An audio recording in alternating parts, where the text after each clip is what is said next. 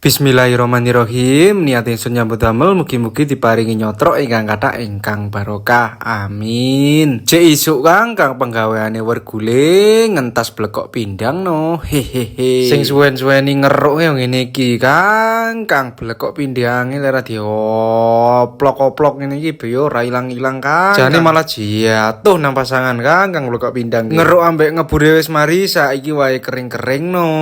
Alhamdulillah no Kang isu-isu wis grosok wis payu no. Iki ngunggahne grosok sing keloro Kang. Gelis Kang soale grosoke rada geroboh Kang. Oleh waletan ngenane pasudan waras ya banjir no. Ya diputer sik no Kang montore delokon Kang. Paisal ki beo lek nggo ewang lon.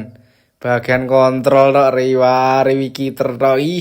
Ya wis no, ndang nyengkreh grosok kurang pisan kas ndang buat no. Baseman takon kering-kering Kang, aku ya mergul maneh no Kang. Soale wedine wis hampir-hampir ki tinggal grosok. Delokon Kang saking lembute panditas mak blek ngono ki ora mak sek. Lek pas akhir grosoke ngono ki mak seret Kang, tapi lek iki ya mak blek no. Lah iki opo Kang? Pak blek teko Kang cengenges kaya teko tak pisan ilang iku angel-angel. Paisal jake kurang pisan Kang dadakno rabi alik jake grosoke bek Kang. Untung ae tak tinggal ngeruk wedi dadakno Pak Edi golek sirtu no. Ngene iki lho Kang sarapane awan-awan sirtu iki wis anjene Kang rezeki ki ana sing ngeruh, rezekine awan jane iki lon montor wedi areng yamene iki. Suwun ya Pak Edi meneh maneh no sirtune. Pak Edi kurang titik baseman takon mudhun gane wedi no Kang mari ngono mari ya tak susul no. Wedine sik anget Kang ngunggahne malah gak iso sir. Lho Kang musaku gelis no pirang menit moro mbokongi no Kang.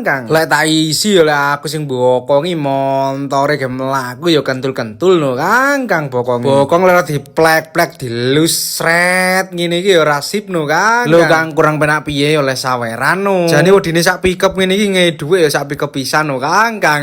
Yo wis no yu Kang meneh ndalang maneh make video maneh no wergule. Assalamualaikum.